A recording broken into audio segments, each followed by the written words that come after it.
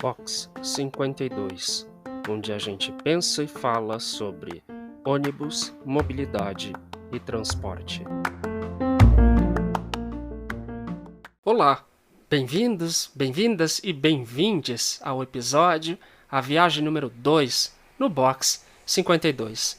Eu sou Samuel de Lima e este podcast é também um aprendizado, uma pensata sobre o ambiente único que é o transporte no Brasil, especialmente ônibus, mas não só. O ritmo aqui não é trazer a notícia corrida, como a gente pode ver nos inúmeros canais que povoam o YouTube. Não.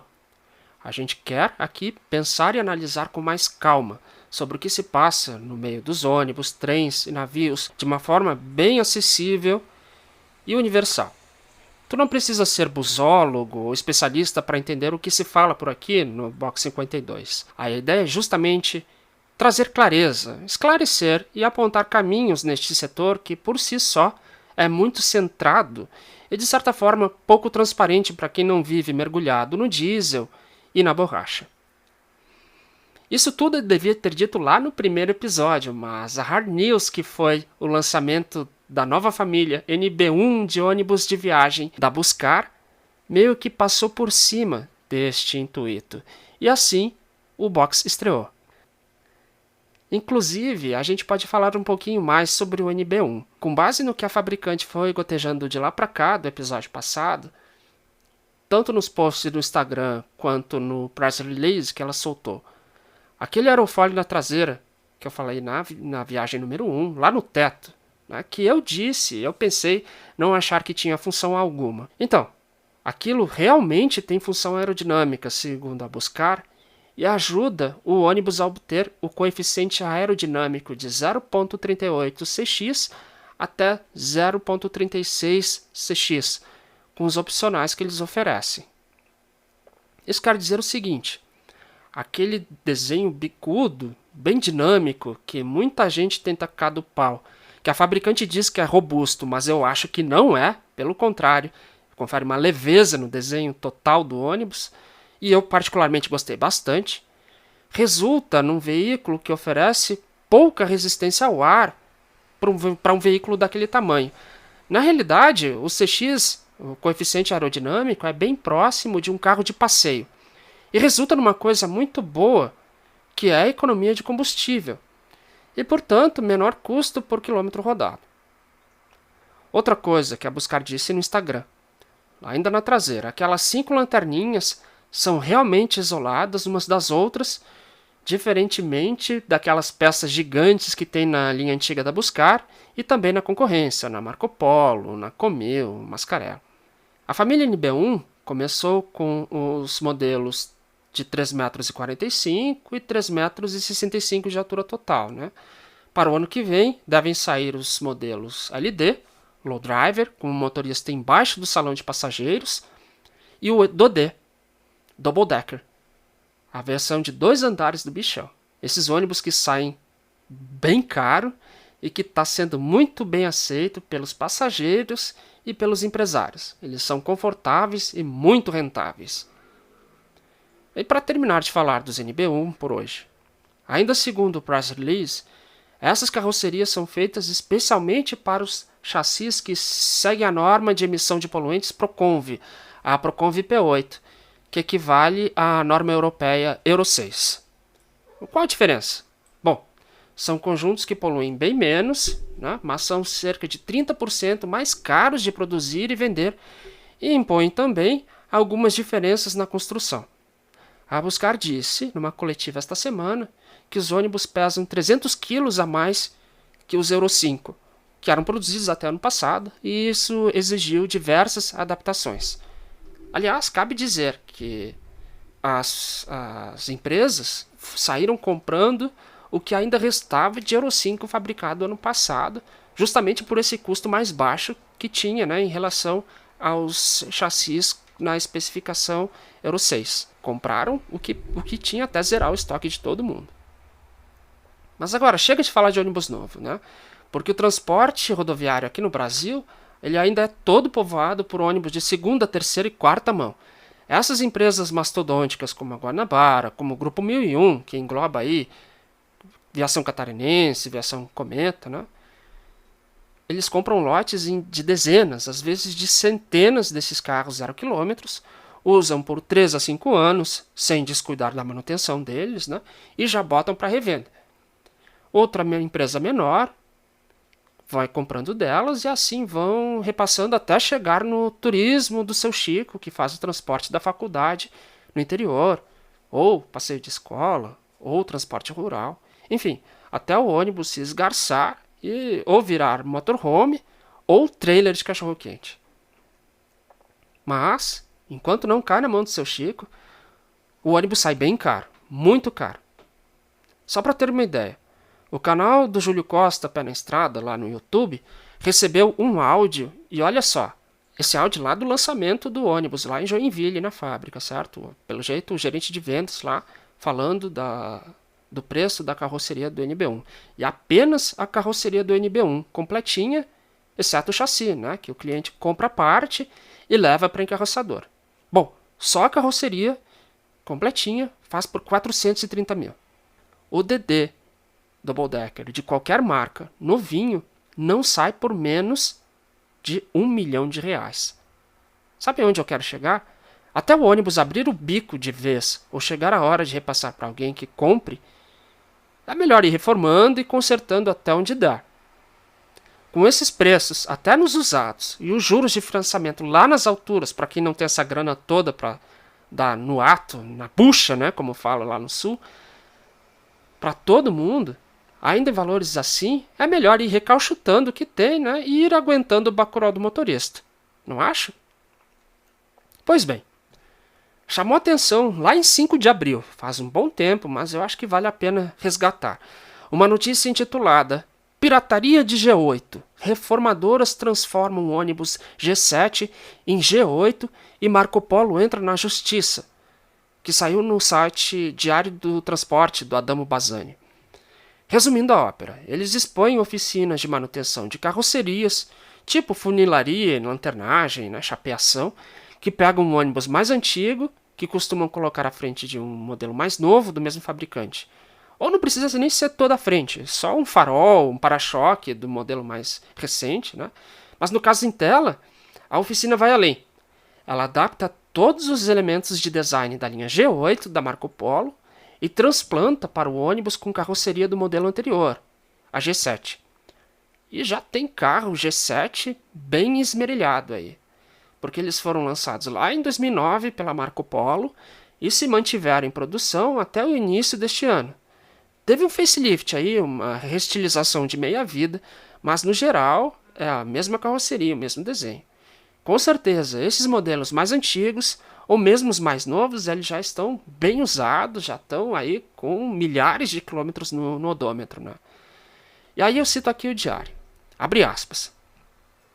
Segundo a fabricante, além de questões legais como de propriedade industrial, as alterações não são feitas com as peças originais, que possuem identificações de série, o que pode representar riscos à segurança de passageiros e motoristas e demais pessoas e veículos que estão nas rodovias. Fecha aspas.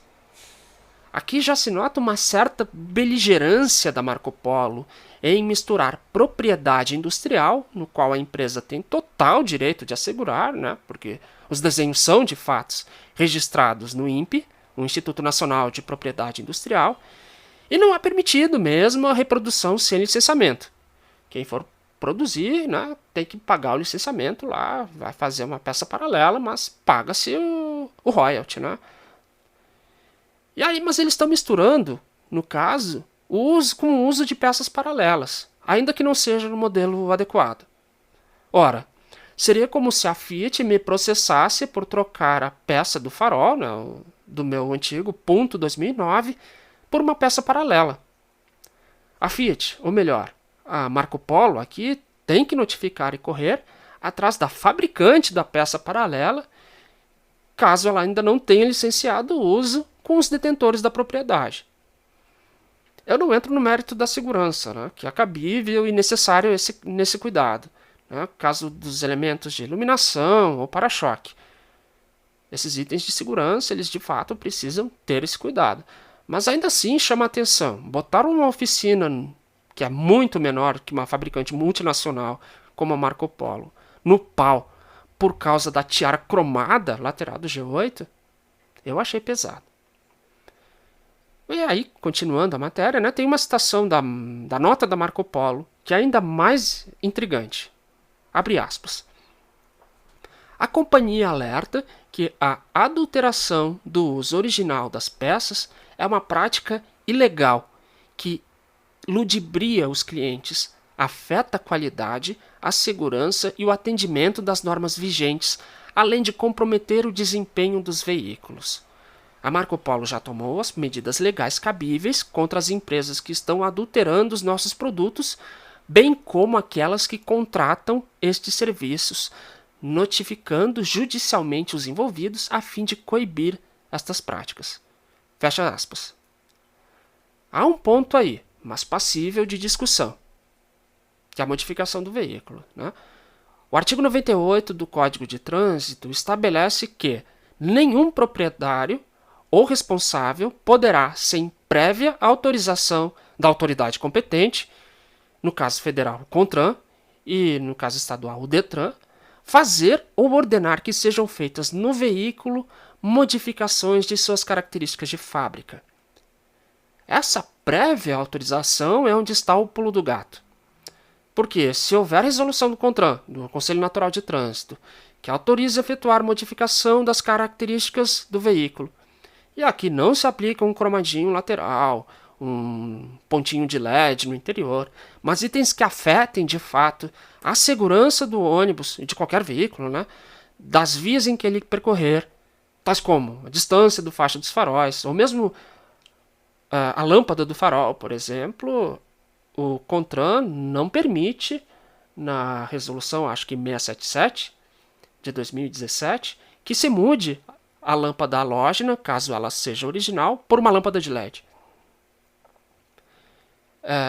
Se a resolução que determina a distância dos fachos, a altura do veículo, comprimento total e assim por diante, e há resolução para cada um destes itens que permita ou proíba a modificação, e essa alteração for homologada por oficina credenciada, que pode ser, aliás, a mesma que efetuou essa modificação, né, então o ônibus estará apto a rodar, por mais que o fabricante esperneie. O veículo está em conformidade com as leis e regulamentações de trânsito, mesmo que tenha a cara de um e literalmente o focinho de outro. E aí voltamos ao exemplo lá do seu Chico, né? Digamos que ele tem um ônibus de 25 anos aí.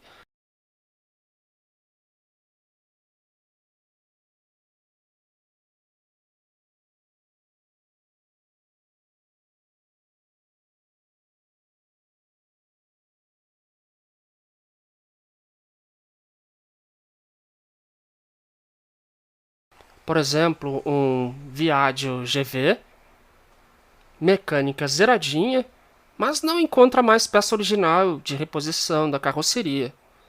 Tanto original, ou mesmo paralela, né? E quando encontra, está aos olhos da cara, para não dizer coisa pior.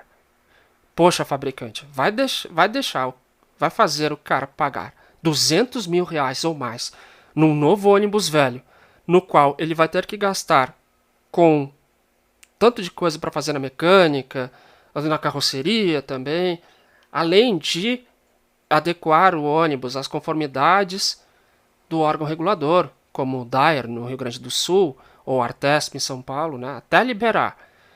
E aí vai ficar dando prejuízo com o tempo que esse bichão ficar parado, ou vai deixar o seu Chico pegar esse ônibus, seu Viaggio, fazer esse transplante na oficina, botando um farolzinho diferente, ou mesmo trocando toda a frente e a traseira, né, que mesmo assim sai bem mais barato, demora muito menos tempo para consertar, né, e estando tudo certinho e homologado com o DETRAN, rodando bonitinho e fino na rua, proporcionando sim mais conforto para o passageiro, para o motorista, e sim mais valor e lucro para o dono do veículo. Eu deveria falar também na pirataria real oficial, que seria se a tal oficina construísse do zero a carroceria, com as peças do fabricante, e fosse sair por aí vendendo como se fosse um modelo seu. Pega a peça, e aí não importa o fabricante, pega a peça uma de cada, né? Vai lá no supermercado das peças e pega, digamos, farol de Marco Polo, pisca de Comil, lanterna de Buscar e assim por diante, né? Exatamente o que uma certa encarroçadora peruana, cuja responsabilidade jurídica me impede de dizer o nome, anda fazendo, e que até agora não foi admoestada por ninguém. Olha, isso aqui no Brasil ninguém faz, com toda certeza, porque teria que montar uma operação muito grande. Erguer uma fábrica dessas do zero é muito caro. Tanto é que são poucas fabricantes de carroceria de ônibus e muitas que tentaram e não conseguiram, não passaram da primeira base, dos primeiros 10, 15 anos de operação e faliram. Bom, gente, com essa reflexão eu fico por aqui. Uma boa noite, um bom dia e uma boa tarde a todos. E até a próxima viagem.